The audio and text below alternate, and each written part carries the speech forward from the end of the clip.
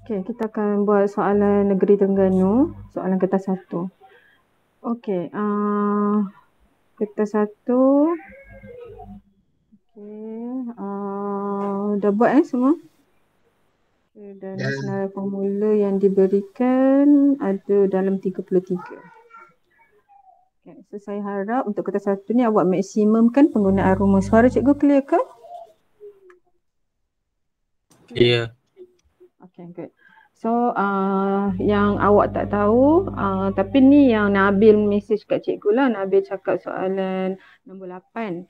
Yang lain tu, kalau ada masalah bagi tahu ya, kita pergi dengan cepat. So, nombor 1, kuantiti yang manakah yang benar? So, yang benar, nombor 1, apa jawapan dia? C. C. Yang lain betul, C. Mempunyai magnitude. Kuantiti skala ada magnitude sahaja. Vektor, magnitude dan arah. Okey, C. Nombor 2. Okey, sebuah kereta bergerak dengan halaju seragam. Halaju seragam maksudnya apa? Halaju seragam maksudnya percuitan dia? Sifar. Sifar. Bagus. Senang je ni. Okey, nombor 3. Inersia suatu objek dipengaruhi oleh, ni pun senang. Oleh apa? Wawa dah terkeluar. Oleh apa? Jisim jasad. Jisim, yes. So, jisim tinggi maksudnya masa untuk berhenti atau masa untuk mulakan suatu pergerakan pun bertambah. Dia berkadar terus, betul? Jisim dengan masa berkadar terus. So, definisi secara operasi untuk mengukur inersia adalah melalui masa pergerakan dia. Kita ada dua jenis inersia. Inersia dalam keadaan apa? Ada dua jenis inersia. Satu, inersia dalam keadaan apa? Dalam keadaan pegun. Satu lagi, inersia dalam keadaan gerakan. So, inersia, apa maksud inersia? Harriet, apa maksud inersia?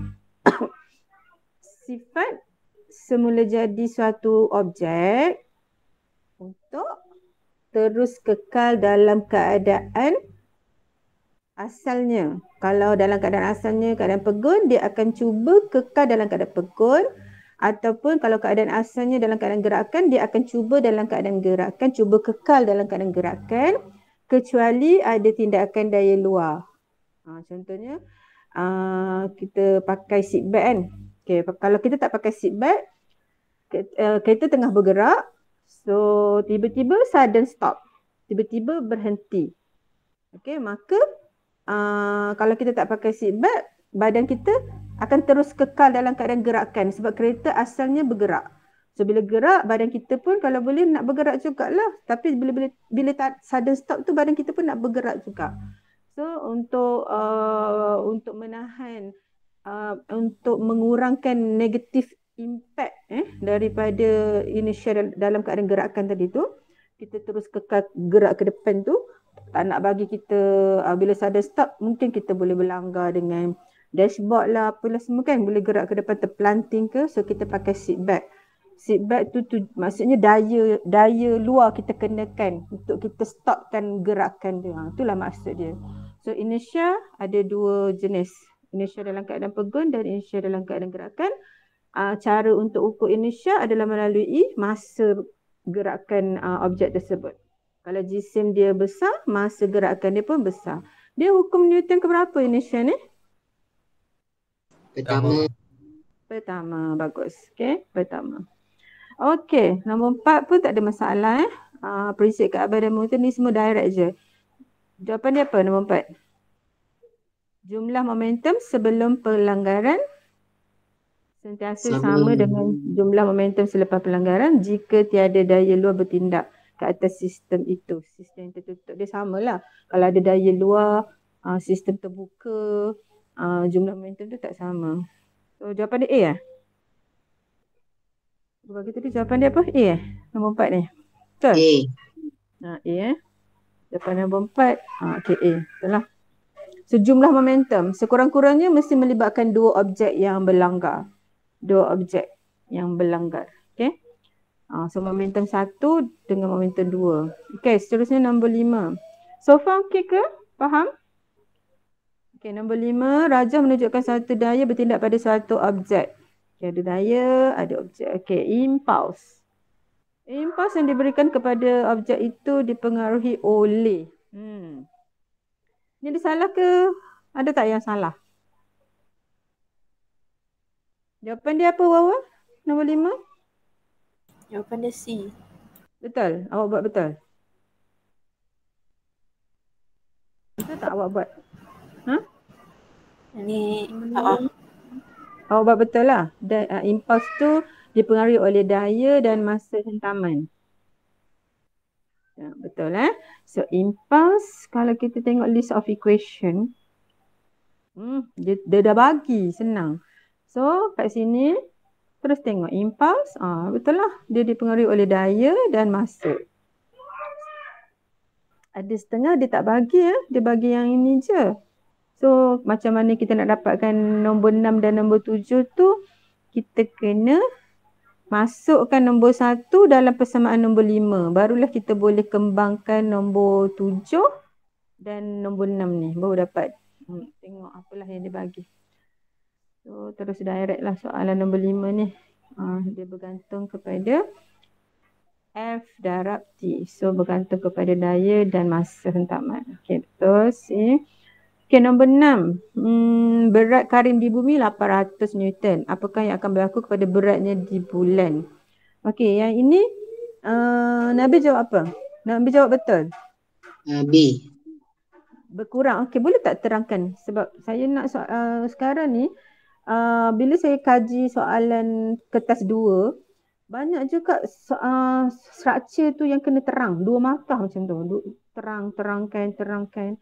Jadi kita daripada paper 1 ni, kita dapat jawapan, kita kena cuba terangkan konsep dia. Okay, kenapa? Kenapa berat dia berkurang? Betul je cikgu. Sebab berat bulan lagi lebih berat bumi lebih berat daripada berat bumi lebih jisim bumi lebih besar daripada jisim bulan. Sebab tu dia mempengaruhi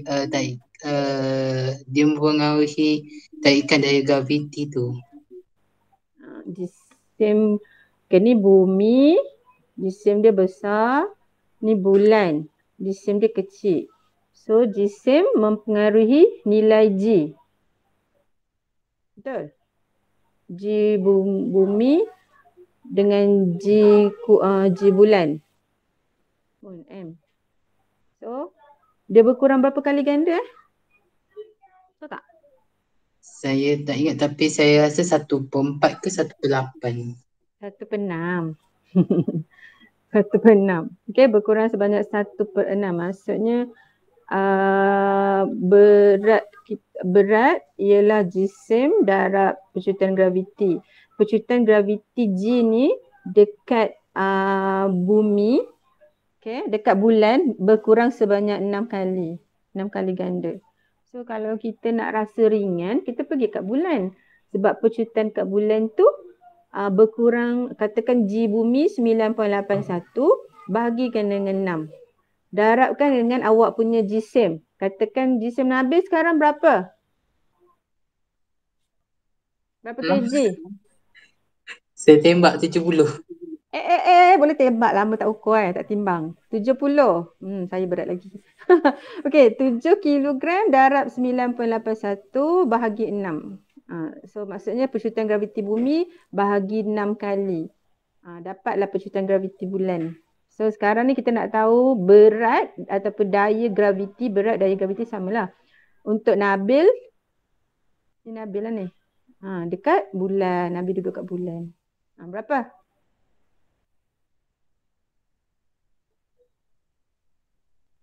Berapa? Dapat berapa berat Nabil dekat bulan?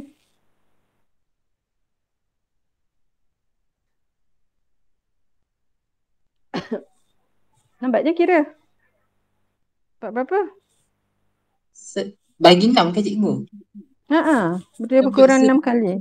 Dia 1/6 daripada 9.81. Saya dapat 11.66 rasanya. Ringan tak? 11.66. 66. 666 sampai habis. 11 kali 7. 667 lah. Okey, 667 Newton. So sangat ringan. Okey, tapi kalau dekat bumi, dia tak ada bahagi 6 ni. Darabkan ni je. 70 darab 9.81. So berat lah. Betul lah. Sebab apa? Percutian graviti bulan tu berkurang 6 kali ganda sebab dia punya saiz dia kecil. Jisim dia tu kecil berbanding dengan jisim bumi. Okey, boleh faham? So bila jisim kurang, percutian graviti pun kurang. Okay, nombor 7. Antara yang graf berikut yang manakah menunjukkan perubahan percutan. Okay, perubahan percutan graviti. Okay, percutan graviti bumi G prime dengan jarak dari pusat bumi R. Dengan jarak dari pusat bumi R. Pusat bumi ni bumi, ni pusat. Ni pusat bumi. Okay, so kalau ikut radius R besar. Radius bumi R besar. So kita R tu, okay, kita guna formula kalau melibatkan G dengan R ni, kita guna formula apa? Jom kita tengok kat atas tu. Formula apa Okay, formula yang mana satu? Nombor 8 ke, nombor 9 ke, nombor 10? Wawa. Yang melibatkan percutian graviti dengan R. Yang mana satu? 9. Ya, betul. Kali ni kenapa korang tak buka kamera? Okey, betul nombor 9. So G percutian graviti percutian graviti. Kalau G besar ni pemala kegravitian semesta. M ni jisim bumi. Okey, jisim bumi. Okey, so kita tengok soalan tadi. Okey, tengok soalan nombor 7 tadi.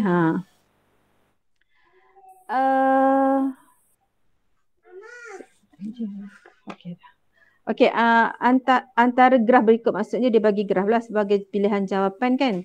Okey, yang ini saya nak Nabil terang. Sebab Nabil betul kan? Nabil tak tanya pun pasal nombor 8. Okey, Nabil.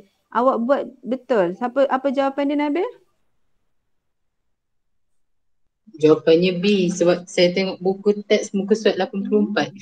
Siapa suruh tengok buku teks? Jawab peksa lah. Mana boleh tengok? Kalau tidak macam mana nak tahu awak punya kecekapan konsep tu?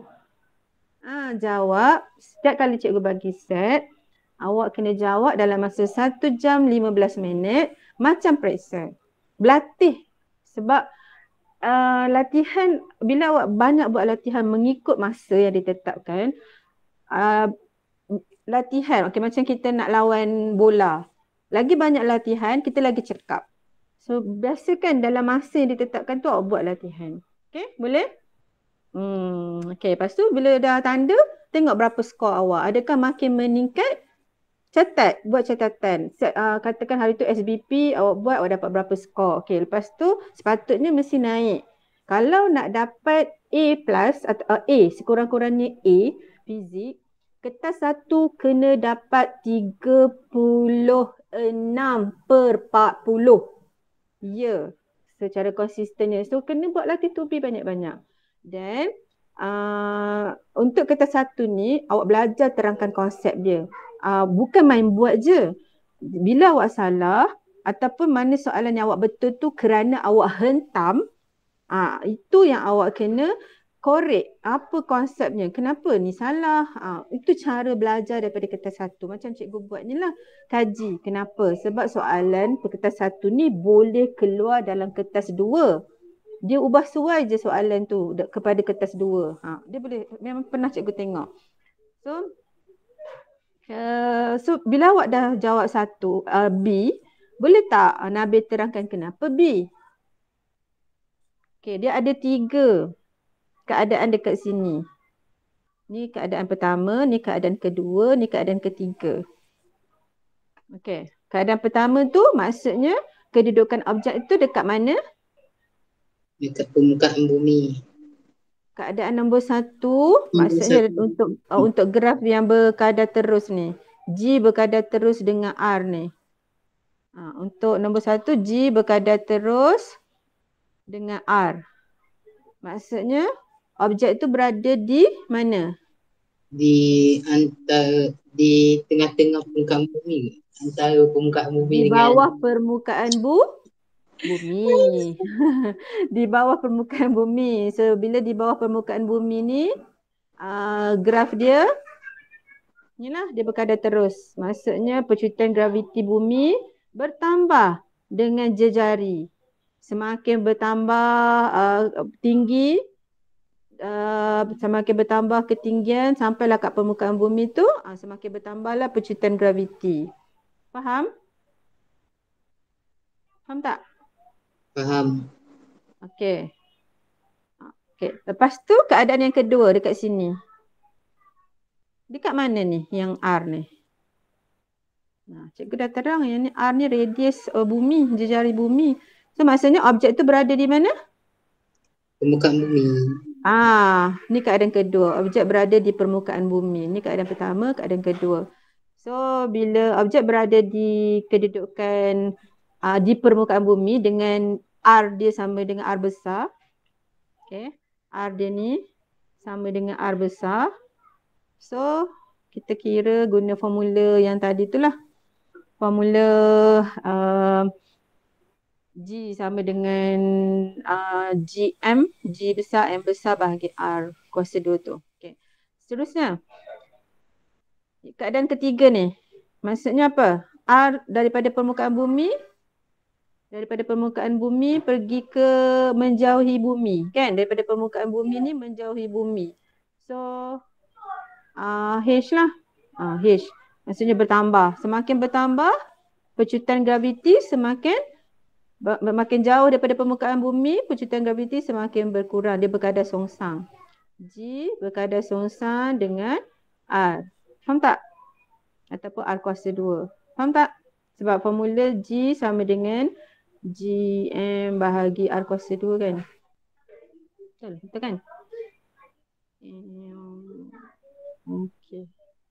Saya kena buka satu lagi yang page ni kejap saya buka satu lagi page ni supaya saya tak nak buka banyak-banyak kali.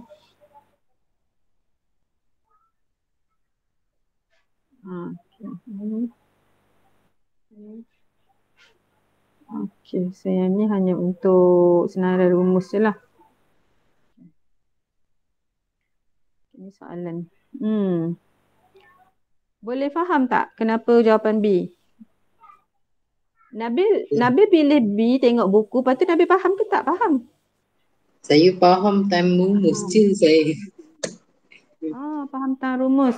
Okay, so sekarang ni faham 3 keadaan tu. 3 keadaan percuitan graviti bumi berdasarkan kedudukan objek tu. Faham? Faham? Okay. So, yang ketiga tu dekat semakin jauh daripada permukaan bumi. So, dia berkadar songsang. Okay. Seterusnya nombor 8. Okay, yang ini yang korang yang tak faham kan? Okay. Bacalah. Baca, kita mula dengan Nabil. Baca. Apa yang awak dapat daripada soalan ni? Satelit M. Satelit M adalah 4 kali lebih jauh dari planet berbanding satelit N. Tu jejari. Apabila satelit M mengambil masa 20 minggu untuk mengorbit planet tersebut, berapa lamakah masa untuk satelit N mengorbit planet itu? Okay. So, apa yang awak dapat? Dapatan dia apa? Yang pertama awak kata apa tadi? 4 kali lebih jauh ni apa benda? Radius, jejari. Okay, good. Radius. Okay. Satelit M, jejari jarak lah. Okay, jarak. Jarak, radius lah. Betul lah radius sebab satelit kan. Okay, lepas tu? Lepas tu 20 minggu, T masa. T besar, tempoh lah. Tempoh. Okay, tempoh. Ni tempoh M. Tempoh M kan? TM. Okay, TM. sama dengan 20 minggu. Kita tulis dulu. Okay, TM sama dengan 20 minggu. Awak nak buat TM boleh, nak buat minggu tak payah tulis pun tak apa sebab yang ni semua jawapan dia dalam minggu, so kita boleh cancel nanti. Okay, nak tulis boleh, tak nak tulis pun tak apa. Okay, saya tulislah. Okay, minggu. TM. RM. Okay, RM berapa tadi? 4 kali. 4 kali. Okay, N? RN? 1 lah. Dia satu. 1 lah kan? Okay, nisbah dia. So, kita nak cari apa? TN. Okay, ni hukum Kepler ke berapa? 3 rasanya.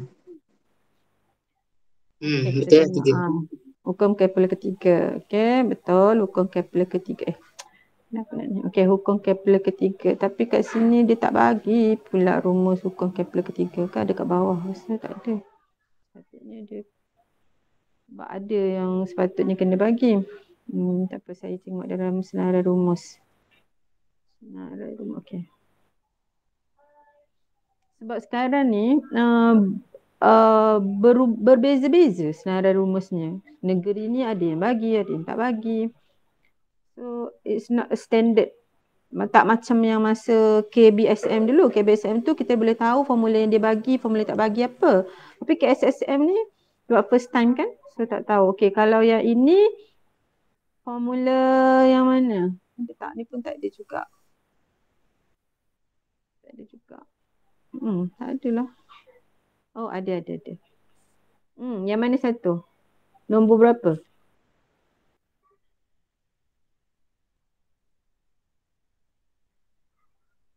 Nombor 10 kan? Betul tak? Yang ada kaitan dengan hukum Kepler tu nombor 10 ni kan? Betul tak?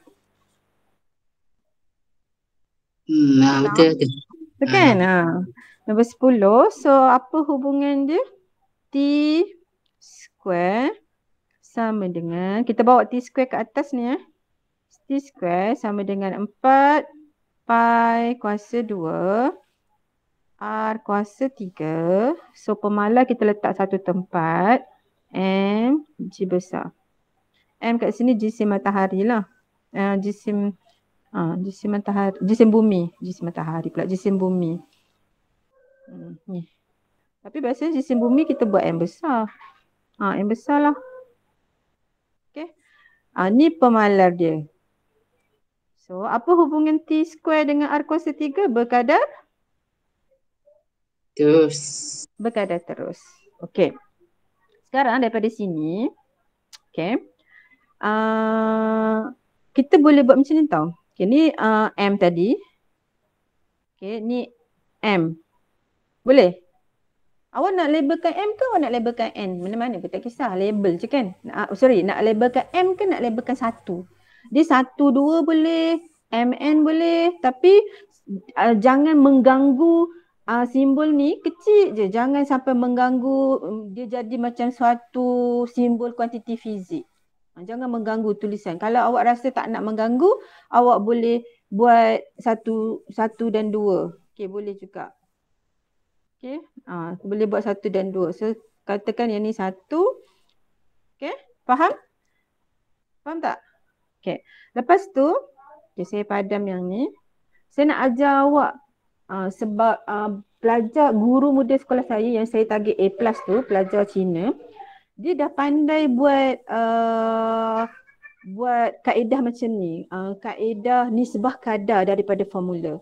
Kaedah nisbah kadar ni sangat penting, guna sampai awak matrik, sampai awak, kalau awak ambil STPM dia sangat berguna. Okey, kalau pelajar dah boleh buat kaedah ratio ni, dia memang pandai. Okey, so bila dapat suatu formula macam ni, nampak tak apa yang cikgu buat tadi? Soalan tu dia tanya hubungan antara R dengan T. Betul? Okey, R dengan T. So, apa yang dimanipulasikan? Apa yang dimanipulasikan? Okey. Apa yang dimanipulasikan? Pemboleh bermanipulasi apa? yang berbeza. R kan? Yang dia ubah R. RM 4, RM 1. Tu pun boleh ubah manipulasi. Okey. Ini kan bukan hanya untuk soalan ni tau. Semua soalan yang berkait dengan analisis, awak boleh guna teknik ni. Okey, nama teknik ni teknik nisbah kadar. Ratio je. Tapi dia ada kaitan dengan rumus yang berkaitan dengan konsep tu. Okey. So sekarang yang step pertama awak dah simbolkan dia. Okey, katakan kita nak simbolkan dengan satu Kita nak simbolkan dengan satu. Okey, saya padam ni saya buat 1 dan 2. Untuk selamat buat 1 2. Okey. 1 RM pun 1, RN 2, TN 2. Okey. Sampai kaedah okey, bila saya dah buat labeling ni, saya dah simbolkan ni, faham tak? Faham tak? Okey. Sama untuk semua, katakan soalan spring ke, soalan resistant ke, apa saja soalan yang berkaitan dengan analisis, awak boleh guna kaedah ni. Okey, dah faham? Step pertama simbolkan, step kedua cari rumus. Okey, cari rumus yang berkaitan dekat list of equation. Ni step yang kedua. Okey, lepas tu step yang ketiga, awak cari hubungan dia. Maksudnya jangan letak pemboleh ubah manipulasi dengan bergerak balas tu pada sebelah persamaan yang sama. Bawa salah satunya ke sebelah persamaan yang bertentangan supaya kita nak tahu hubungan dia. Macam ni lah. Macam saya buat ni. Itu step kedua. Faham? Okay, step ketiga. Ini pemalar. Pemalar ni sama untuk dua-dua kes. Dia malar lah, constant, tak berubah. Jadi kita boleh hapuskan dia.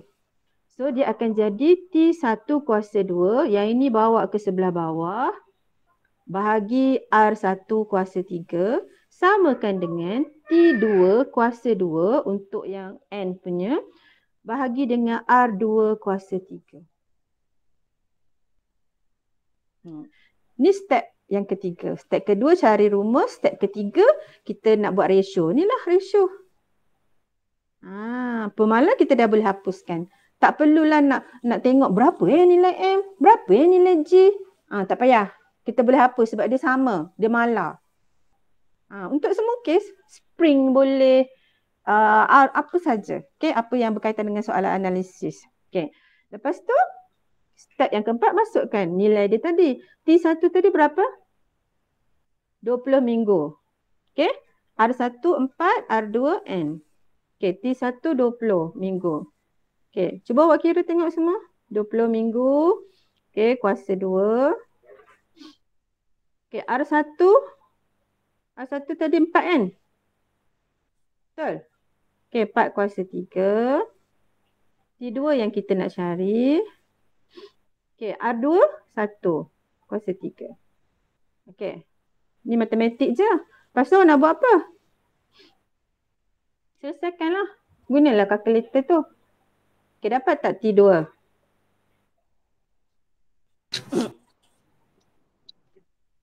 Matematik je, cepat. 2.5. Okay, 20 kuasa 2 berapa? 400. 400. Okay, bahagi dengan 4 kuasa 3? 64. 64. Okay. Lepas tu, darabkan dengan 1, lepas tu square root kan. Itu dapat juga 20 kan. Kenapa lah aku nak bahagi lagi? Okay. So, dapat berapa? 20 bahagi 8 Betul ke? 20 bahagi 8. Betul ke? Matematik ni. So, dapat ada 25. 25 minggu. Dapat.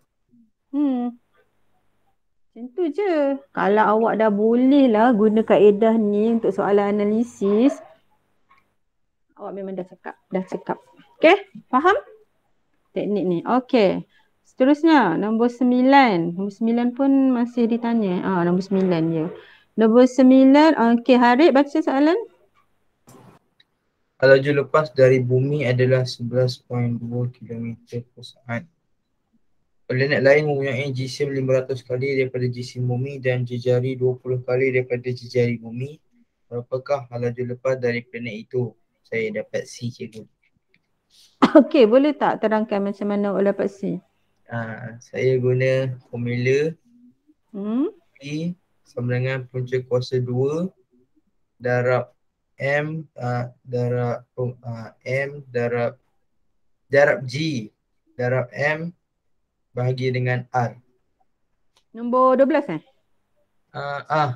Nombor 12. Guna formula nombor 12 ni. Tapi M tu darab dengan 500, R tu darab dengan 20.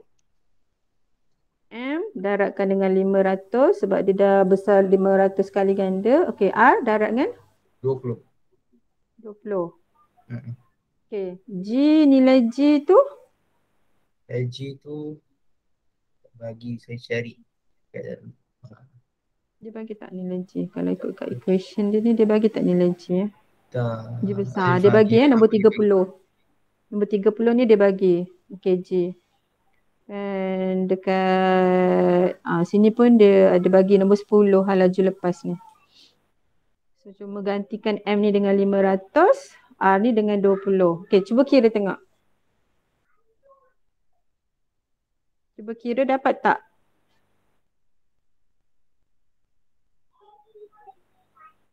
Guna formula nombor 10 tu. 2 darab G M 500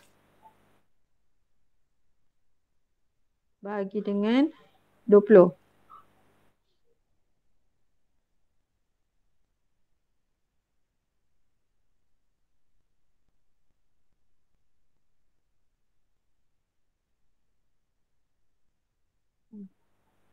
Dapat ke? Lepas tu V ni gantikan dengan berapa? Awak tak guna ke info 11.2 ni? Tak. Guna tak? Tak guna? Tak.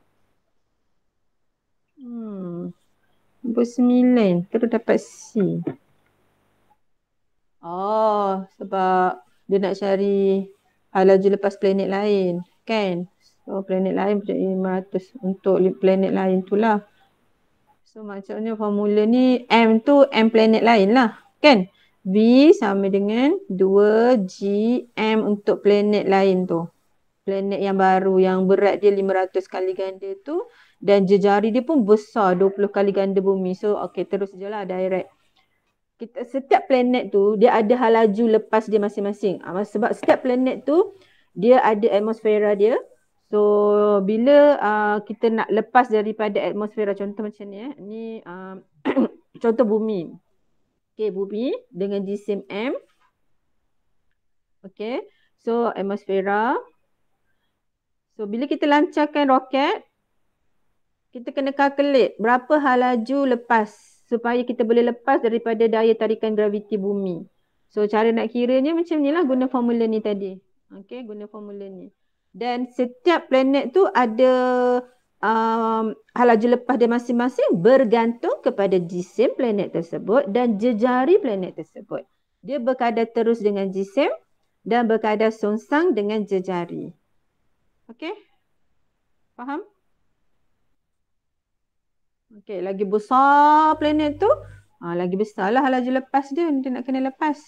Okey, faham tak? Okey, nombor 9 tak ada nak tanya apa-apa? Wawa faham? Faham? Okey, nombor 10. Wawa baca? Raja menunjukkan objek T dan objek B adalah suhu T1 dan T2. Haba mengalir dari A ke B sehingga keseimbangan terma dicapai pada suhu T.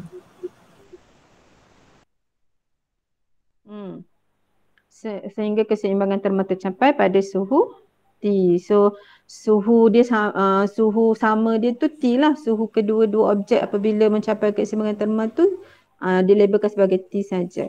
Okey. So suhu objek A awalnya T1, suhu objek B awalnya T2. Bila bersentuhan secara terma, pengaliran haba berlaku antara kedua-dua objek A dan B sehinggalah kadar pengaliran haba bersih adalah sifar dan suhu kedua-duanya sama. 4 markah. 4 markah. Saya terang macam tu je. 4 markah dah. Okey, soalan ni mana naik kan? Okey, boleh tak ulang lagi sekali Wawa? 4 markah. Yang pertama, Objek A dia dalam Ha? keadaan suhu T1. ha. Objek B dalam keadaan suhu dia T2. Hmm. Dan apabila objek A dengan objek B bersentuhan mencapai keseimbangan terma, dia dalam Bersentuhan secara terma. Okey, apa berlaku lepas dia bersentuh? dia mencapai suhu T. Belum lagi capai. Belum. Kalau haba tu kotak ngalir kan macam ni dia nak capai? Haba dialihkan daripada objek A kepada objek B. Haba mengalir daripada objek yang panas. Kita tak tahu sekarang sama ada satu objek panas kan. So haba mengalir daripada objek antara kedua-dua objek. Okay, haba mengalir antara dua-dua objek. Dua-dua objek pun pengaliran haba berlaku tau. Tak semestinya daripada panas ke sejuk. Sejuk ke panas pun berlaku pengaliran haba. Cuma jumlah dia sikit. Jumlah haba yang mengalir tu sikit. Yang panas ke sejuk tu jumlah haba yang mengalir tu banyak. So kedua-dua berlaku pengaliran haba. Okay? Sehingga keseimbangan terma tercapai iaitu kadar pengaliran haba bersih sama dengan sifar. Tiada lagi pengaliran haba berlaku. Okay? Dan suhu sama. Suhu kedua-dua objek sama. Okay. Hubungan mana antara T1, T2 dan T adalah benar? Okay. So yang mana satu agak-agak yang benar? Yang mana satu yang benar? Takkanlah yang mana? Yang benar, dia nak yang benar. C. Siapa Wawa jawapan dia? C. C, T1. Okey, T mestilah terletak di tengah-tengah. Okey, betul. T terletak di tengah-tengah. Okey. So A dengan B salah. Lepas tu, tapi macam mana awak boleh tahu T1 lebih besar daripada T2 ni kecil? Sebab haba mengalir daripada A ke B. Haba mengalir daripada A ke B. Ada cakap. Yes, good. Dia punya keyword dia haba mengalir daripada A ke B. Maksudnya jumlah haba yang besar tu adalah daripada A. So A haba dia lagi banyak. So suhu dia lagi tinggi. Okay, good. Betul? Okay, so T1 lebih besar lah. Faham tak Nabil? Keyword dia tu. Okay, Nabil. Kenapa Nabil buat jawapan apa? Saya confuse dengan C dengan D, cikgu. Rupanya lupa ada keyword. Belik betul-betul keyword kat soalan tu. Kupas tu betul. Nombor 11. Baca balik Nabil. Penyetan. Suatu bahan dipanaskan pada kadar seragam. Ia berubah dari keadaan pepecah kepada cecair. Kemudiannya kepada gas. Graf menunjukkan bagaimana suhu berubah dengan masa. Okay. Bagaimanakah graf yang menunjukkan haba pendam tentu penguapan? Okay. So awak tak tahu sebab apa? Saya confuse kenapa jawapannya C. Saya tanya kenapa S. Awak tanya siapa? Kenapa S? Oh, awak tanya kenapa S. Okay. Kenapa S? Bukan A. Saya nak tanya kan, graf ni ada tak awak belajar dalam kimia? Sebab masa KBSM dulu ada. KSSM ada tak belajar dalam kimia? Ada? Ada. Ada tak belajar pasal haba pendam tu dalam kimia?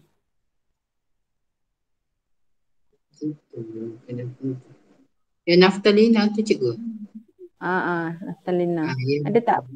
Adakah haba pendam dalam kimia? Istilah haba pendam tak ada. Okay.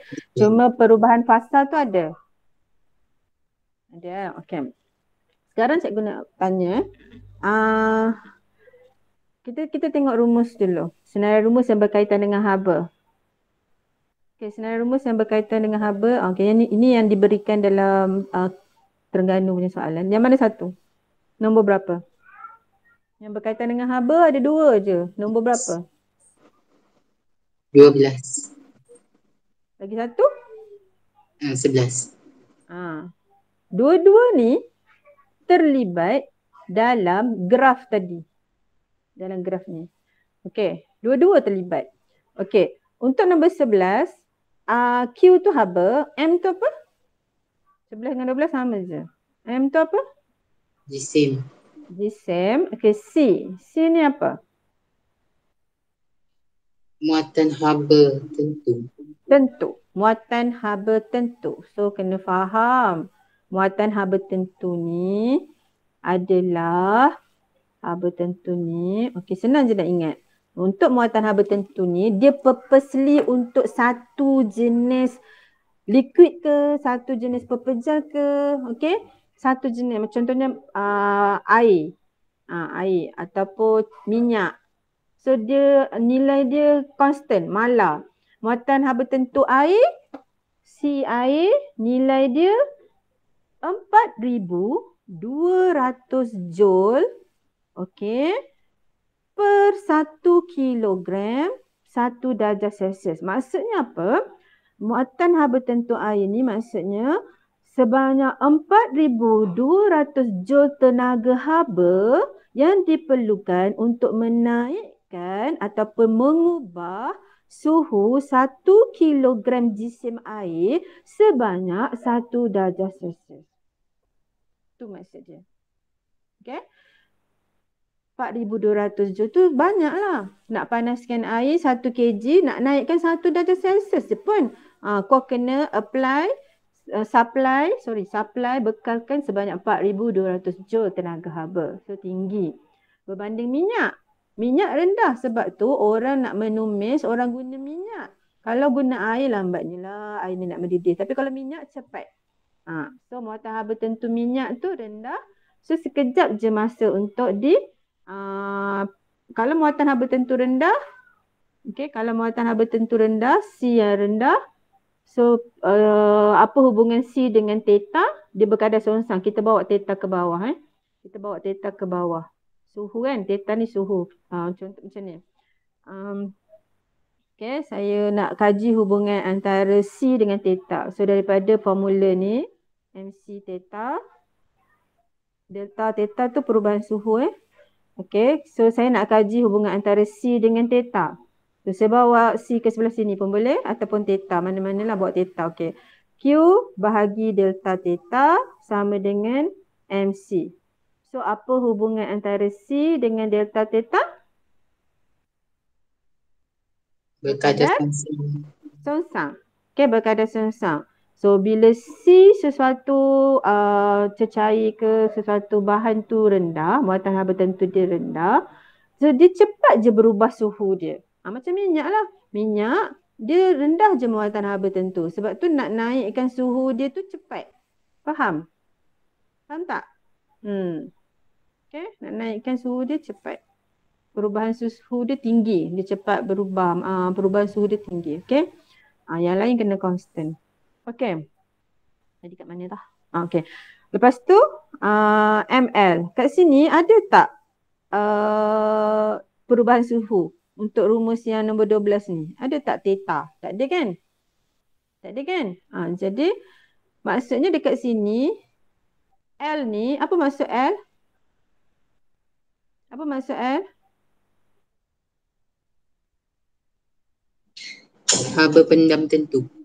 Haba pendam tentu. Okay. L, latent heat of fusion and latent heat of vaporization. Haba pendam tentu pelakuran. Fusion ni pelakuran, maksudnya daripada pepejal kepada cecair ataupun cecair kepada pepejal.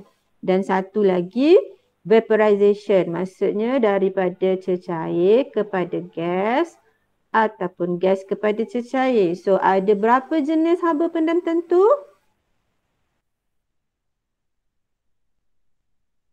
Dua. Okey, ada 2 jenis haba pendam tentu. Okey. Jadi semasa berlakunya perubahan fasa atau perubahan keadaan fizikal, keadaan fasa ni, pepejal ke cecair, perubahan bentuk kan. Semasa berlaku perubahan bentuk, tak ada berlaku perubahan suhu. Satu kerja je dilakukan pada satu masa. Sebab tu dekat graf ni, kalau kita perhatikan kat graf ni, sini berlaku perubahan suhu. Sini berlaku perubahan suhu. Maksudnya sini melibatkan Q sama dengan MC delta theta. Okey? Sini pun sama. MC delta theta. Okey. Faham? Kat situ. Sebab ada perubahan suhu. Sebab ni paksi suhu. So suhu dia naik. Okey, suhu berubah. So haba kat situ hanya untuk nak naikkan suhu je. Okey, nak naikkan suhu. Tapi graf ni mesti graf satu jenis bahan je. Kat sini bahan yang satu bahan je. Sama ada air ke, minyak ke, satu je. Sebab dia satu graf yang sama. Okey. Dan untuk yang ini tak ada perubahan suhu, maka berlakulah perubahan fasa. Okey. So melibatkan Q sama dengan ml. Q sama dengan ml. Okey, faham tak? Faham? Okay, Faham. so sekarang kita labelkan. Okay, saya nak padam yang ni. Saya nak labelkan dia punya tu. Okay.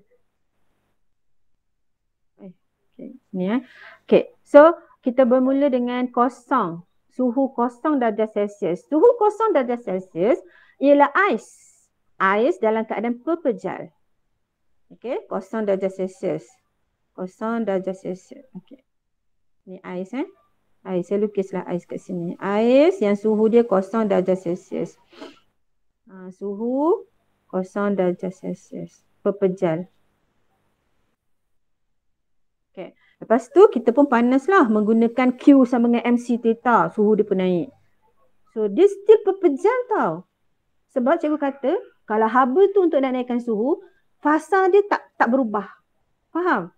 Dia buat kerja satu benda je. Kau nak ubah suhu je. Fasa sama. So dia akan jadi pepejal. Okay, dia akan jadi pepejal juga. Tapi mana ada pepejal yang suhu 100? So maksudnya dekat sini dia dah jadi cecair lah. Betul tak? Kan? Ataupun graf dia macam ni. Kat sini yang kosong. Sini bawah dia negatif. Sepatutnya macam tu. Betul tak? Negatif 2 ke pepejal ais yang suhu dia negatif 2 lagi sejuk. Okay. So maksudnya kat sini dia dah jadi sebab dia naikkan suhu. Okay. Kita dah pertimbangkan dia cecair lah kat sini. Okay. Sebab mana ada pepejal ais yang suhu 100? Unless dia punya graf dia macam tu. Maksudnya kat sini yang kosong. Sini negatif 2. Baru boleh. Sepatutnya lah. Okay. Okay. Sebab dia nak tunjuk haba pendapatan tu penguapan. Okay. So kita mulakan dengan cecair. Cecair. Okay, saya lukis cecair. Cecair yang suhu 0 darjah. Okay. Sini cecair.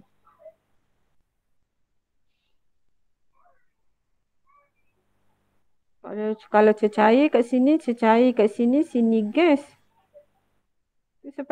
Dia punya graf ni salah lah. Dia sepatutnya paksi X dia tu kena ke atas sikit. Cuba tengok buku awak. Ni buku form 4. Ada tak? Tak ada buku form 4. Hati lah kejap. Saya nak tengok ni. Google. Kejap graf pemanasan ais. Naftalina air.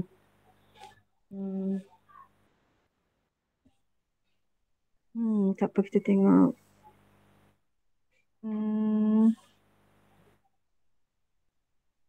Dia kat atas.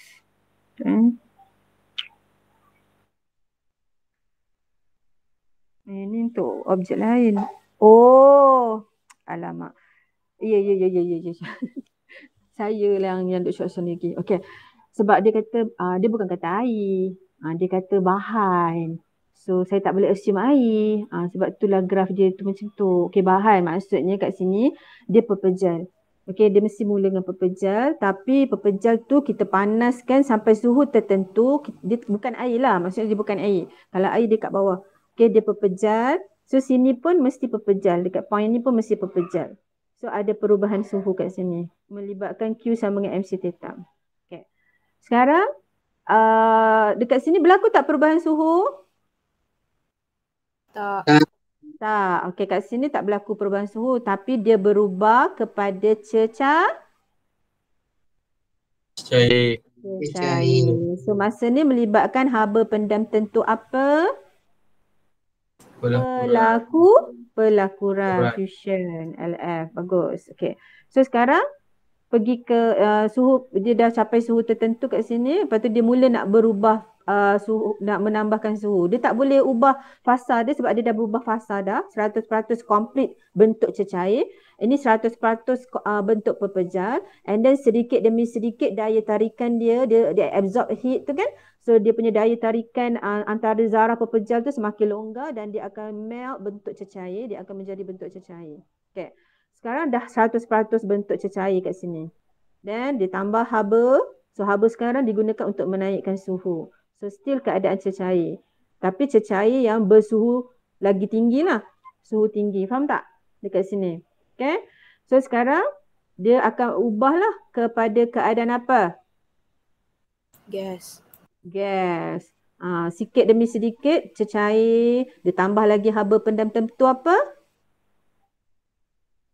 Penguapan, vaporization V. So ditambahkan haba pendam tentu penguapan, sedikit demi sedikit daya tarikan antara zarah cecair itu semakin jauh dan dia pun tukarlah kepada gas. Banyaklah cecair yang boleh bertukar kepada gas, melepasi daya tarikan antara zarah-zarah cecair itu, dan sampai pada suhu masa tertentu, kat sini masa tertentu dia pun bertukar 100% kepada gas. Faham tak? Ceritanya tu faham tak? Okey, faham Okey, so sebab tu haba pendam dalam steam, contohnya steam air panas, cecair yang suhu 100 darjah dengan gas. Ni gas yang suhu berapa ni? Dekat sini gas yang suhu berapa? Suhu berapa? Katalah suhu 100 Katalah ini cecair yang suhu 100, ini pula gas yang suhu 100. Mana yang lagi panas? Mana yang lagi bahaya? Ada soalan pernah keluar. Cecair yang bersuhu 100 darjah ataupun gas yang bersuhu 100 darjah? Cecair? Steam. Gas. Steam yang Okey. Nabil kata cecair. Okey, kenapa? Tak kata betul, tak kata salah. Sebab cecair dia tak ada keseimbangan terma, dia kena dengan objek yang sama, suhu dengan dia dah sama. Cik Harid dah gila kepala tu. Salah. Okey. Okay, good try. Okay, Harid. Why? You said gas. Good. The answer is gas with 100 degree Celsius. Contohlah sebab kita tak tahu bahan ini, tapi absolutely bahan ini bukan air sebab dia tak bermula kan, sepatutnya kena below bawah. Okey, cepat. Saya kata gas sebab saya tak tahulah jawapan dia kenapa. Tapi sebab kalau tengok movie ke, kalau gas tu mesti bahaya. Gas panas kan, kalau uap daripada pipe kan mesti bahaya. Yes. Itulah. Tak tahu kenapa. Soalan kenapa. pernah keluar dalam kertas 2, soalan esei pernah keluar. Kenapa gas yang suhu 100 darjah lebih bahaya? Uap air, steam kita ambil contoh steam yang 100 darjah Celsius ni lebih bahaya, lebih melecur, memberikan kesan lecur yang lebih teruk berbanding cecair yang bersuhu 100, air mendidih yang bersuhu 100 tu. Sebab kita start kita panaskan cecair yang suhu katakan kat sini 0 darjah 0 darjah kat sini. Kita start panaskan cecair. Okay, so dia sudah ada satu jenis haba iaitu yang melibatkan muatan haba tentu. Kat sini dah ada haba dah, katakan Q1. So untuk dia berubah, dia naikkan suhu 100 darjah, dia hanya ada Q1. Tapi dekat sini, dekat gas, dia ada Q1 dan Q2. Haba 1 dengan haba 2. Faham tak? Sebab tu gas, kuantiti haba dia lagi banyak. Dia ada Q1 dengan Q2. MC theta dengan MLV. Tu penjelasan dia. Jumlah tenaga haba untuk gas yang bersuhu 100 darjah Celsius ni, jumlah tenaga haba dia lagi banyak berbanding dengan cecair yang suhu 100. Sebab cecair suhu 100 ni hanya melibatkan MC theta. Gas ni pula melibatkan MC theta tambah ML. Dua jenis haba tu. Faham? Faham? Okey, soalan dia suruh buktikan dengan pengiraan. So awak kena buktikan lah. Kalau steam, kalau gas yang suhu 100 darjah ni, awak kena tambahkan MC theta, MC delta theta, tambahkan dengan MLV. Ni gas.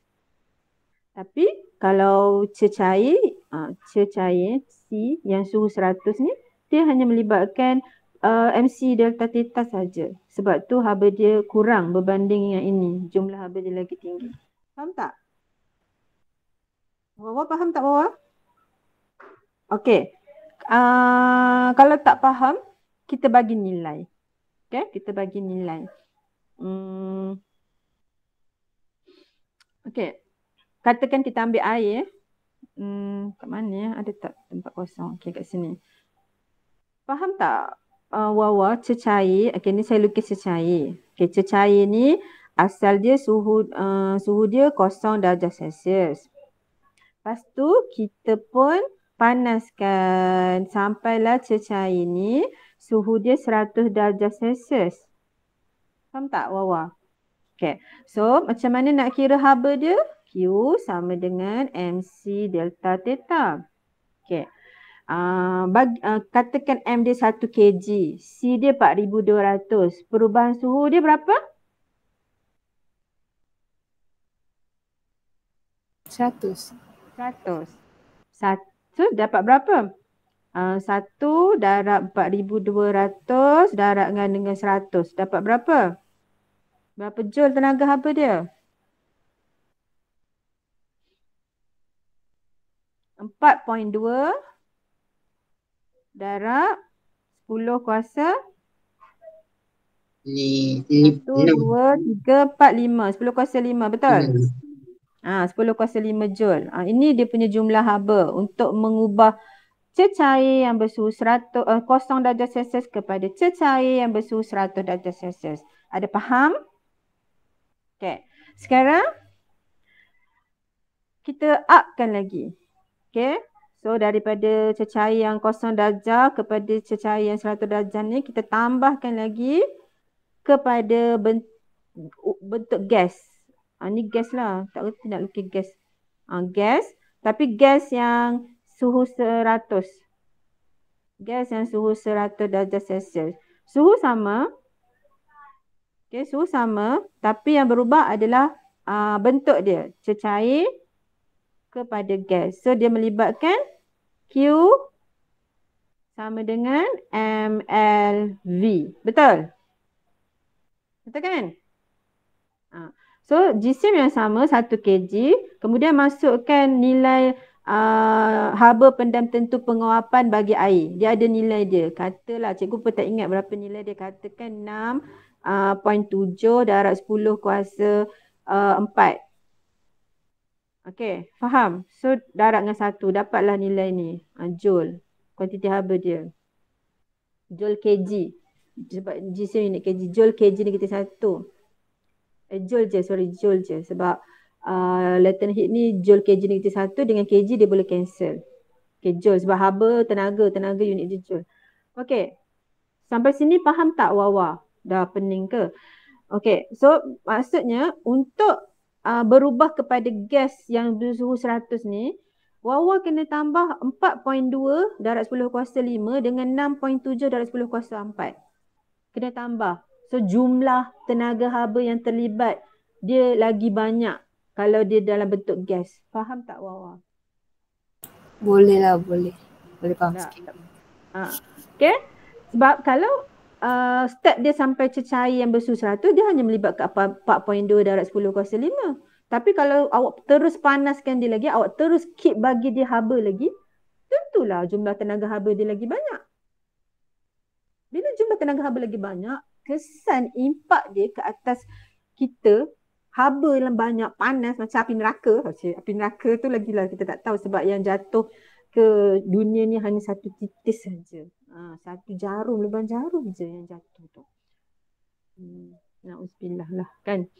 Okey. So faham? Faham tak? Jawapan dia S Cikgu saja terang lebih sebab kita tak tahulah jumpa ke tak soalan ni nanti kan. Mungkin akan jumpa kan. Cikgu bagi tahu soalan yang famous je. Sebab ramai yang tak faham konsep tu. So sekarang dah faham dah konsep dia tu. Faham. Faham. Jawapan dia S. Nombor 12 ni Nabil tak tanya. Maksudnya yang lain tu faham tak? Jawapan dia B. Ini berkaitan dengan udara. Lepas tu dia berkaitan dengan suhu. Sebab apa suhu? Waktu tengah hari dengan waktu malam. Bila ada dua waktu, maksudnya ada perbezaan suhu. Suhu udara tu berbeza. Suhu udara berbeza. Lepas tu bila udara terperangkap maksudnya melibatkan isi padu. Isi padu berkurang. Okay. So dekat sini melibatkan isi padu dan suhu. Okay. Isi padu dan suhu, maka formula yang ini. Nombor 13, PVT. Bila ada PVT ni hukum gas. Kalau melibatkan gas ke udara ke, melibatkan suhu, melibatkan isi padu atau tekanan, kita ambil lah formula PVT ni. So yang ini. V dengan T berkadar terus ke berkadar sengsang? Terus. Terus. Bawa T ke sebelah sini. Jadi V dengan T berkadar terus. Okay. V dengan T berkadar terus. Faham tak Wawa? Bawa T sebelah sini. Jadi V dengan T tu jadi berkadar terus. Faham? Faham. Logik pun lah. Logik. Kalau isi padu, suhu bertambah, isi padu pun bertambah. Okay. Hukum apa tadi? V dengan T hukum apa? Charles. Boleh ingat tak Wawa? Ambil ni. Tulis sekarang. Kau buat segitiga ni. Buat segitiga tu. Dah. Segitiga ni jumpa kat mana? Dekat sini. Kan macam segitiga tu. Ni dia bergerak pula. Okay. Ambil kat sini nombor 13 ni buat segitiga. Buat segitiga. Dah macam tu. Boleh? Boleh. Lepas tu Wawa kena ingat atas ni huruf B. Besarnya B. Okey, atas ni huruf B. BCG. Ada suntik BCG tak? Darjah 1 lahir-lahir pun dah kena suntik BCG. Huruf B dulu, lepas tu huruf C, lepas tu huruf G. Faham? B boil, C child, G geluzet. Okey, senang nak ingat So biasalah main-main. Satu tip macam mana cikgu buat masa cikgu belajar kat MRSM, cikgu belajar dekat matrik dulu. Cikgu akan tampal rumus-rumus ni dalam notes, dalam kertas note warna merah, warna kuning. Cikgu tulis formula besar-besar, definisi besar-besar cikgu tampal dekat dinding, dekat katil. So sambil tidur, sebelum tidur tu tengok dulu baca macam tu. Okey?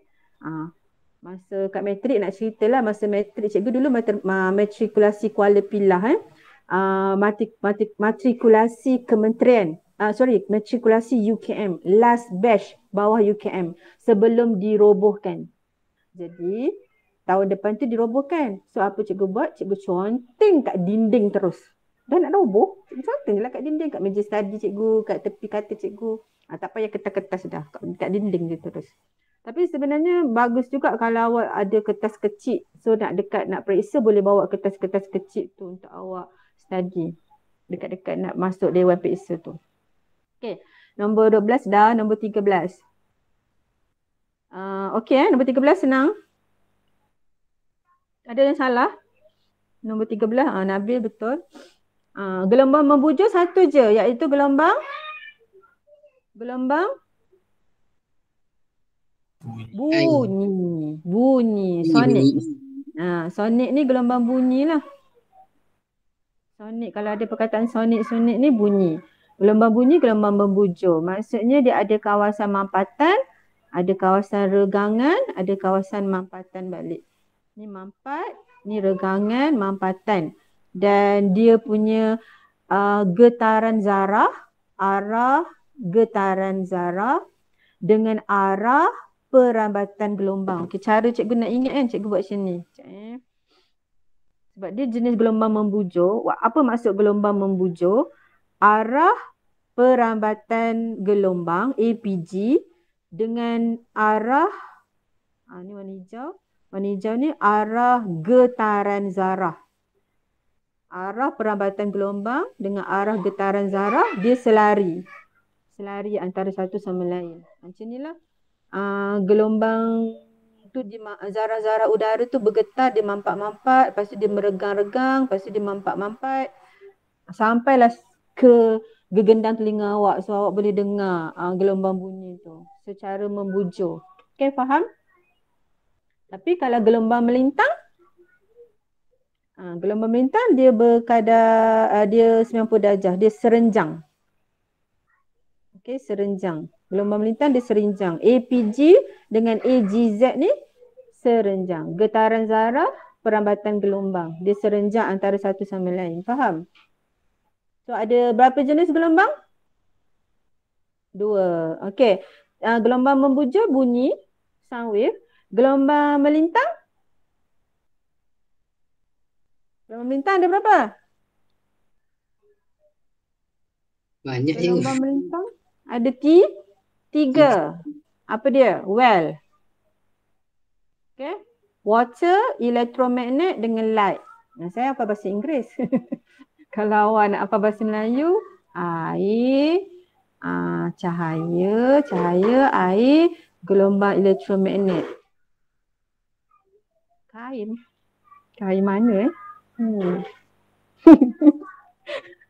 Ikutlah. Itu salah satu cara untuk kita mengingat. Kita buat sendiri kaedah fonetik kita. Tapi saya ingat well. Okay. Sebab apa saya ingat well? Lagi senanglah bahasa Inggeris. Kebanyakan bahasa Inggeris. Saya lebih suka ingat bahasa Inggeris. Sebab dulu saya ngajar fizik dalam bahasa Inggeris. Dulu KBS, PPSMI dulu. Okay. Well. Boleh? Boleh tak? Boleh. Apa kain ni mana-mana lah. Okay. 14. Antara ciri gelombang berikut yang manakah tidak berubah apabila gelombang merambat dari kawasan dalam ke kawasan cetek. Okey. Wawa, kawasan dalam ke kawasan cetek. Apa yang berubah? Apa yang berubah? Apa yang berubah? Panjang gelombang. Kenapa panjang gelombang tu boleh berubah? Betul panjang gelombang berubah? Kenapa dia boleh berubah? Soalan kertas 2. Straight tu. Cik, pandai aku. Kenapa dia boleh berubah? Tak tahu. Macam nak jawab kertas 2 ni? Harik, kenapa boleh berubah? Bila berubah kedalaman, dalam kepada cetek. Okay. So ni kawasan dalam ni kawasan cetek. Macam tu. Ni air dia. Okay, ni air. Okay, so bila ada penggetar, nanti dia akan jadi bahagian atas ni, panjang gelombang dia besar. Lepas tu bila masuk kawasan cetek, dia akan jadi kecil-kecil. Macam tu. Okay.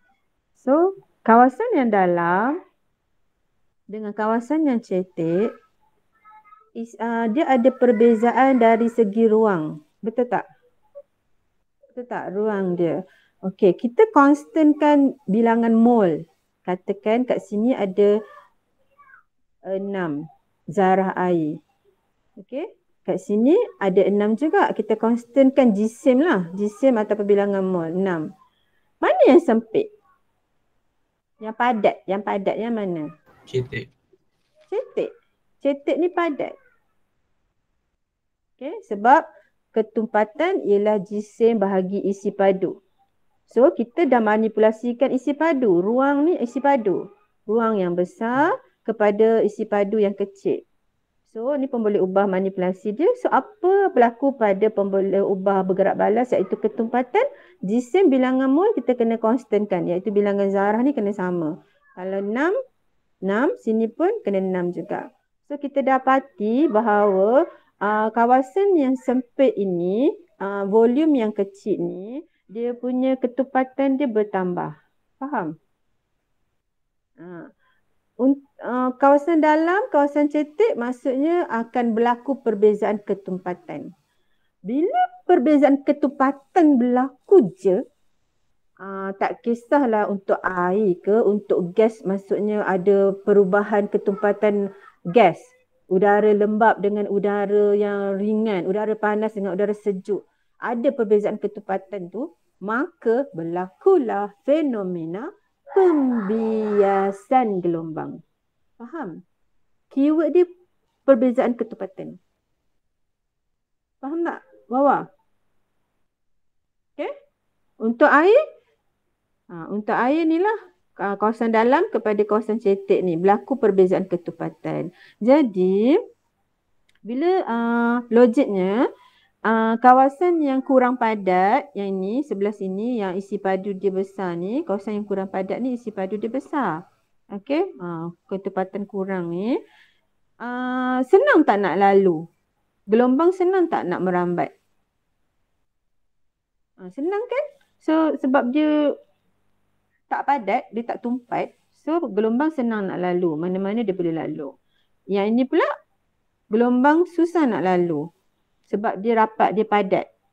Jadi senang nak lalu maksudnya panjang gelombang dia bertambah. Dia senang nak lalu. Faham tak? Dia senang nak lalu, dia boleh pergi jauh lah. Sesaran dia bertambah.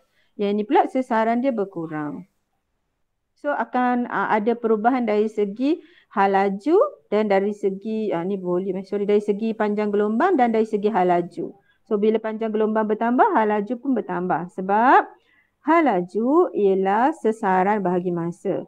Sesaran untuk gelombang kita wakilkan dengan panjang gelombang. So bila panjang gelombang tu bertambah sebab kawasan tu kurang padat, kurang tumpat, panjang gelombang dia bertambah, hal laju gelombang tu pun bertambah. Faham? Okey? Okey. Jadi serabutnya kat sini. So itu macam mana cikgu nak terangkan? Cikgu pegang panjang lebar sangat. Soalan ni 2 markah tu cikgu. Senang je. Okey, soalan kalau dia 2 markah awak terangkan kalau kawasan dalam ke kawasan cetek, yang pertama berlaku perubahan ketumpatan. Okey, sebab ni pembiasan kan. Okey, perubahan ketumpatan. Ketumpatan semakin bertambah ke berkurang dalam ke cetek? Bertambah. Okey. Bertambah sebab cetek tu dia lagi kecil ruang dia. Bila lagi kecil dia lagi padat. Faham tak? Ketumpatan bertambah. So ada perubahan dari segi ketumpatan. Yang kedua, bila berlaku perubahan ketumpatan, fenomena pembiasan. Okey, berlaku. Yang ketiga, tulis je dia punya konsep pembiasan tu. Yang ketiga, akan berlaku perubahan panjang gelombang. Panjang gelombang akan berkurang lah sebab dia punya ketumpatan dia bertambah. So dia tak boleh pergi laju. Okay, so panjang gelombang berkurang, hal laju dia pun berkurang. Okay, so V sama dengan F lambda. Ada 3 kat sini kuantiti fizik. Kalau lambda berubah, pemboleh ubah manipulasi lambda berkurang. Okey, ni pemboleh ubah manipulasi. So pemboleh ubah bergerak balas dia pun berkurang. Ini pemboleh ubah bergerak balas. So frekuensi adalah pemboleh ubah dimalarkanlah PUDM yang kena konstan. So frekuensi sama. Okey, yang tidak berubah adalah frekuensi. Faham tak?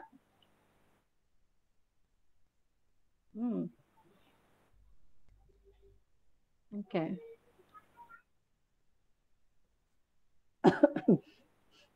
Okey. Harus soalan nombor 15. Bukan apa tahu sebab daripada paper 1 Macam-macam benda yang kita boleh bincang. Okey, nombor 15. Nombor 15 ni Nabil salah. Kenapa Nabil salah nombor 15? Titik X tu cikgu duduk kat mana? Cikgu tak ada bersilang cikgu. Okey, soalan dia Raja di bawah menunjukkan corak interferen gelombang air daripada dua punca koheren. Apa maksud koheren? Sama. Apa yang sama? Gelombang tak ada frekuensi sama. Amplitude sama. Frekuensi sama, panjang gelombang Sama. beza fasa pun Sama. Beza fasa pun sama. Beza fasa ni awak belajar dalam AMAT, sinus, cosinus tu kan? Okey, sama. Okey. Jadi dia dari satu sumber yang sama lah, sumber penggetar yang sama. Koheren. Okey, kumpulan yang manakah menerangkan interferen pada titik X yang betul? Oh, dia nak titik X yang betul.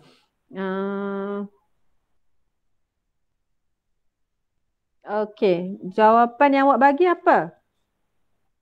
Nabil?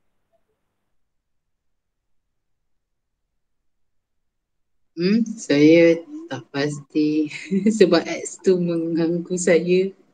Sebab X tu mengganggu awak. Okey. So, kena faham kat sini.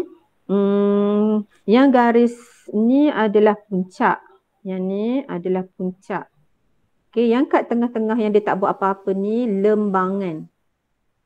Lembangan, yang ni puncak. Maklumlah tulisan doktor kan. Sorry Okey. Yang ni tengah-tengah antara dua garis tu adalah lembangan. Puncak maksudnya macam ni. Ya. Lembangan maksudnya macam ni lah. Okey. Faham? Faham tak? Okey, sekarang so kat sini puncak bertemu puncak. Ni pun puncak bertemu puncak. Puncak bertemu puncak. So, bila kita gariskan, kita dapat garisan anti-knot. Garisan anti-knot. Ni titik anti-knot. Titik anti-knot ni puncak bertemu puncak. Okay, puncak bertemu puncak. Ataupun lembangan bertemu lembangan. Dia menghasilkan interferen membina. Interferen membina, amplitude dia akan bertambah. Okay, sama ada bertambah ke atas secara positif ataupun bertambah ke bawah secara negatif. Arah yang berbeza lah. Asalkan dia yang sama. Ke bawah, lembangan dengan lembangan atau puncak dengan puncak. Dia akan menghasilkan titik anti-knot. Dan bila kita sambungkan semua titik anti-knot ni menjadi satu garisan, dia menjadi garisan anti-knot. Garisan untuk interferen membina. Faham? Faham tak? Ni pun sama. Faham ke tak? Faham. Ni pun sama lah ni. Sebab yang ini adalah puncak dengan puncak. Kat tengah ni lembangan dengan lembangan dengan lembangan lah. Sebab garisan ni adalah garisan yang menyambungkan semua titik anti-knot. Sama ada puncak bertemu puncak ataupun sini lembangan bertemu lembangan. Yang bulat-bulat tu lembangan bertemu lembangan. Kalau yang pangkal tu puncak bertemu puncak. Faham tak? Faham. Wawa tak angguk. Wawa ni faham ke tak Wawa? Wawa tak faham? Apa yang Wawa tak faham?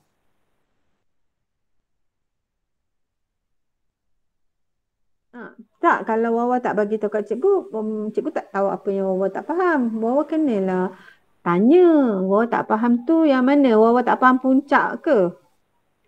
Ke tak faham lembangan? Ke tak? Macam mana? Sekejap, cikgu cari satu gambar yang bagus. Lepas tu cikgu nak suruh Harid terang. Cikgu nak tanya. Daripada tanya tu mungkin boleh bantu. Okay. Interference. Interference lembang.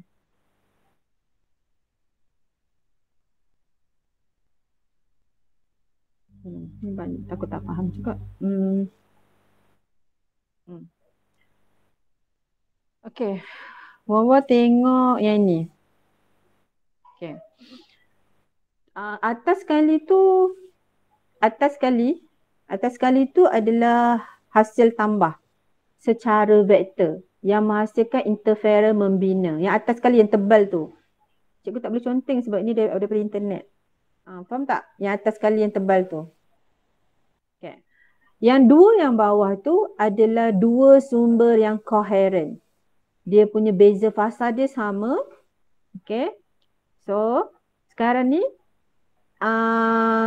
kita tengok yang first cycle dulu. First cycle sebelah kiri sekali first cycle. Puncak bertemu puncak. Dan dia akan jadi 2 kali besar dia, amplitude dia. Faham tak?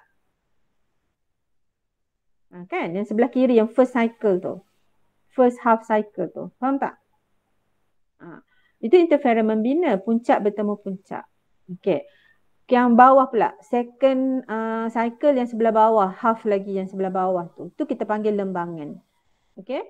So lembangan bertemu lembangan. Dia akan dapat 2 kali. Maksudnya dia bertambah dia punya amplitude tu. Ketinggian dia tu bertambah. Dia jadi lagi besar. So itu pun interferon membina. Asalkan dia punya jumlah amplitude dia tu bertambah, maka berlakulah interferon membina. Faham tak? Okey. Kalau macam ni pula, okey, macam sebelah sini pula, nampak tak? Puncak, mula-mula yang first half tu puncak. Lepas tu dia bertemu dengan lembangan. Nampak tak? Puncak bertemu lembangan. Nampak tak? Tak macam penting. Nampak tak?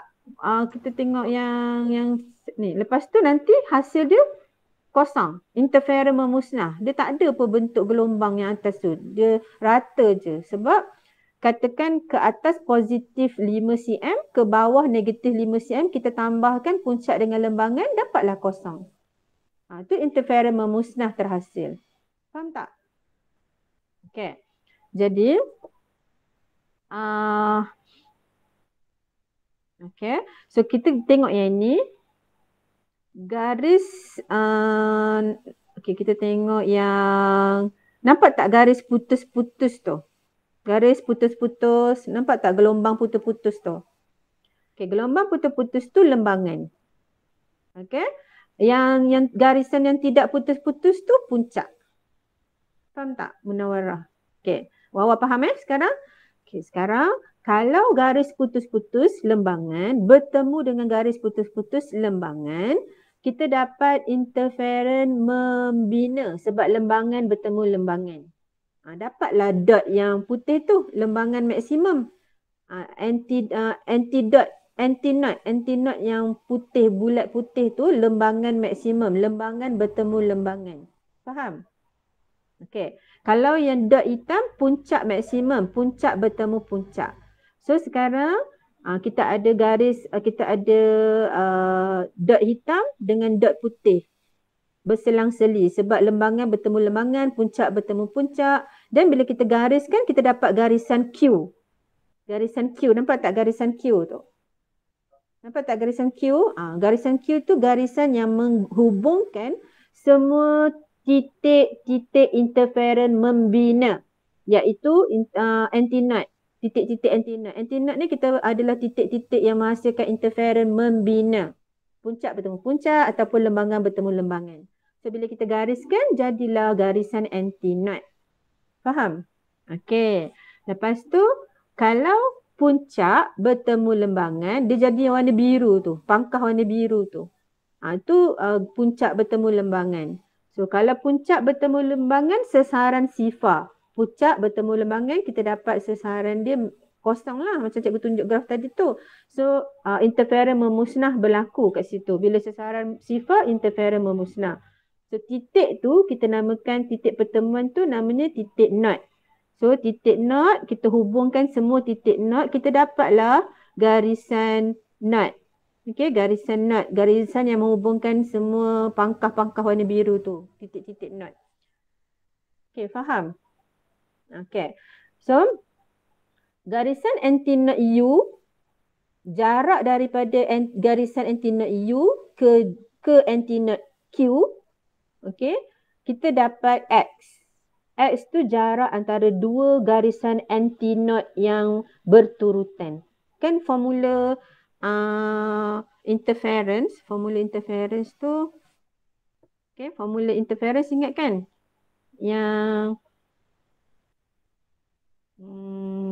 ni nombor 16 ni. Okey. X tu macam mana kita dapat X? X tu daripada dua garisan antinode tadilah. Kita ukur dia. Faham tak? Okey. Okey ya? Boleh. Okey, so kat sini kita dah nampak tadi yang ini adalah puncak. Okey, yang ini adalah puncak bertemu puncak. Ini pun puncak bertemu puncak, puncak bertemu puncak. So bila puncak sini mestilah lembangan. Okey, lembangan bertemu lembangan, lembangan bertemu lembangan, lembangan bertemu lembangan. So bila kita gariskan, dia adalah satu garisan antinode. Okey, ni pun antinode. So sini ke sini kita dapat nilai X lah. Okey, so jawapan dia C kan, lembangan bertemu lembangan, betul? Okey, nombor 16. Jadual menunjukkan sebahagian spektrum gelombang elektromagnet. Okey, gelombang elektromagnet ni saya tak tahu lah, saya dah ajar ke belum, saya pun lupa. Awak nak hafal dia, ringgit Malaysia ini value untuk ex-girlfriend. Ada tak pernah saya cerita pasal ni? Sebab tu lah dia jadi ex-girlfriend, sebab dia aset ringgit Malaysia, ringgit Malaysia, ringgit Malaysia. Okay. Boleh? Dah kena tinggal, jadilah ex-girlfriend. Okay. So, tulis. Okay, ringgit. Ni ringgit. Ringgit Malaysia, RM ringgit Malaysia ini value untuk ex-girlfriend. Okay, GF, girlfriend. So, yang ini radio, gelombang radio, radio wave. Yang ini microwave. Okay. Ini infrared, I, infrared. V, visible light, cahaya tampak. Visible light, visible, cahaya tampak. U apa? Ultraviolet, X-ray, gamma, gamma ray. Boleh? Boleh. Awak hafal macam mana sebelum ni? Tak hafal. Tak ada hafal? Tak ada. Yang mana cikgu gelombang elektromagnet kan? Awak hafal macam mana? Dia ada 7. Yang nampak tu, itu cikgu kita orang ajar ramai orang. Ramai orang. Ikut Nabi. Ikut Nabi, okey. Untuk ekstra ganjaran. Bagus juga cerita. Okey. Ramai orang. Ramai orang. Ramai O. Maksudnya micro tu O dia ambil O Okey. Ikutlah mana yang awak rasa senang, awak ikutlah. Okey. Dan dia punya, lepas tu kita buat satu garisan, mesti mula daripada radio wave. Okey. Sampailah ke gamma, buat anak panah macam tu. Okey. Maksudnya panjang gelombang semakin berkurang. Mesti sentiasa buat macam tu. So maksudnya radio wave ni panjang gelombang dia paling tinggi dan gamma panjang gelombang paling rendah. Faham? Okey. Dan V sama dengan F lambda. So apa hubungan F dengan lambda? Berkadar? Apa hubungan F dengan lambda? Berkadar? Sama. So bila V makin berkurang, maksudnya dia punya F dia semakin bertambah lah. Okay. Gamma ni frekuensi dia lagi besar lah. Daripada radio ni frekuensi dia kecil sebab dia berkadar sengsang hubungan dia. Okay. Hal laju kat sini. Untuk spektrum elektromagnet, hal laju dia sama, iaitu menggunakan hal laju cahaya, C. Tahu kan nilai hal laju cahaya? Hal laju cahaya, ni, nombor 32. So, semua gelombang elektromagnet, radio, mikro semua tu, dia bergerak dengan kelajuan cahaya. Nilai dia 30 juta, iaitu 3 darab 10 kuasa 8, 30 juta meter dalam masa 1 saat. Wow. cahaya kan, cahaya bergerak. Jauhnya 30 juta dalam masa 1 saat. Okay, faham? So constant. Laju cahaya dia bergerak semua ni, gelombang elektromagnet ni bergerak dengan laju cahaya. Okay, dan dua sahaja yang bertindak untuk gelombang komunikasi. Oh, dah macam apa dah. Sekejap ya, Cikgu padam tu. Dua sahaja yang bertindak untuk gelombang komunikasi, iaitu radio dengan microwave. Radio wave dengan microwave ni dia bertindak sebagai gelombang untuk komunikasi.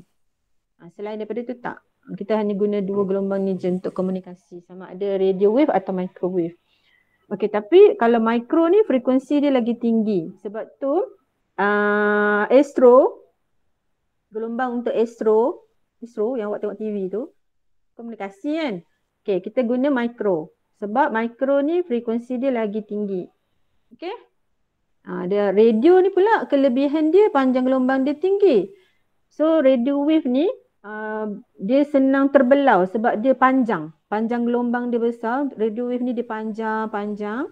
So bila dia panjang, dia senang terbelau. So celah-celah bukit mana-mana pun kita boleh dapat lagi gelombang radio.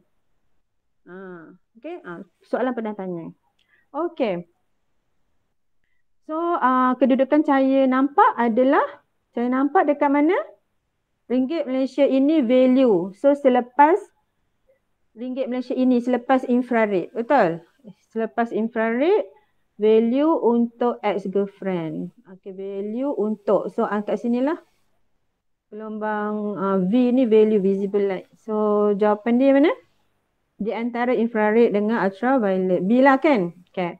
Nombor 17. Dah 10-5 minit. Okay, kita habiskan sampai nombor 20. Okay, nombor 17. Cikgu dah kata kan, fokuskan soalan ni. Soalan yang tak tahu je. Tapi untuk salah satu cara nak mengulang kaji macam ni lah. Kadang-kadang kan, kena explore satu-satu. Barulah awak terbuka. Tapi catat lah. Okay, hal laju cahaya. Ni hal laju cahaya tadi.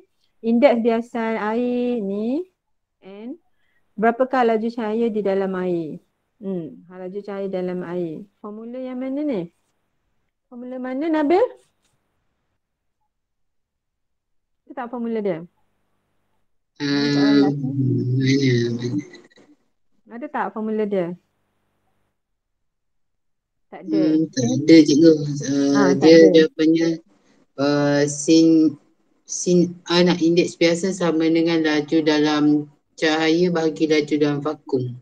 Saya tak ingat terbalik ke. Okey, indeks biasan, jawapan dia apa? Awak kira jawapan dia apa?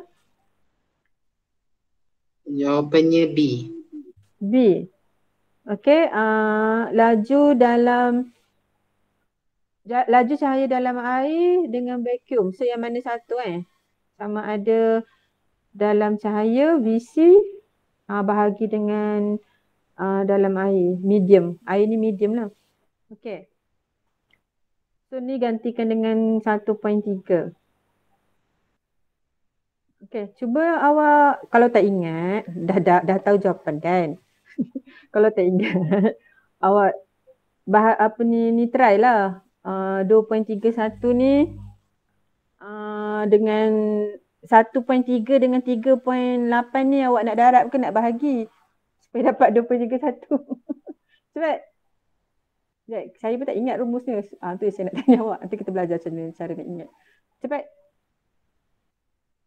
Cuba kira tengok.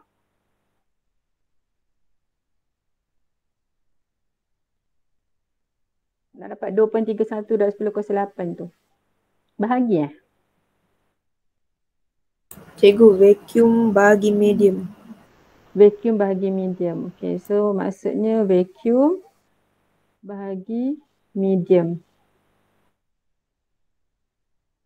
Vakum bahagi medium. Okay, macam tu formula dia. Vakum kat atas, medium kat bawah. Okay, teruslah ingat vakum kat atas, medium kat bawah. Lepas tu masukkan N sama dengan 1.3. Ni 3 laju cahaya tu lah dalam vakum 3 darab 10/8. Oh, maksudnya 3 darab 10/8 bahagi dengan 1.3 dapat 2.31 yang bawah. Okay. So kita nak dapatkan VM. Okay. Vakum bahagi medium. Vakum kat atas, medium kat bawah. Oh, kita ingat kita vacuum kapet tau. Kita ingat kita vacuum kapet. Vacuum kat atas, kapet kat bawah. Kapet tu medium. Boleh tak? Ingat macam tu. Boleh? Boleh? Okay. Nak ingat je. Okay. Nak sambung ni senang kot. Nombor 18 senang je kan? Pantulan dalam penuh kan? Kalau tengok je gambar ni, pantulan dalam penuh. Okay, nombor 19. Kalau tengok ni, apa ciri image dia, Wawa?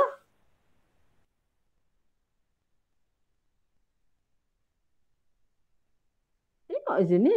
Ni objek, ni image. Apa? Dibesarkan ke dikecilkan? Ke sama saiz? Dibesarkan. Okay, magnified. Upright ke virtual? Upright ke invert? Tegak ke terbalik? Terbalik. Terbalik sebelah sini, Wawa. Dia macam ke bawah. Kalau upright, tegak dia sama atas tu. Upright ke invert? Upright. Upright. Okay, dia di kawasan real ke kawasan virtual? Image dia ni. Di depan ke di belakang? Kalau belakang virtual, kalau depan kanta dia real. So depan virtual kan? Virtual kan? So move. Okay, ciri image move. Okay, tu je. Besar, kecil. Tegak, terbalik. Virtual, real, maya ataupun nyata. Okey, ini ialah sebuah rajah sinar bagi takkan mesin photostat. Okey, lagi bagi apa? Kanta pembesar ke, teleskop ke, projektor? Teleskop mesti dapat invert sebab kalau kita tengok apa ni kanta untuk teleskop tu, dia punya image akhir dia mesti invert, songsang.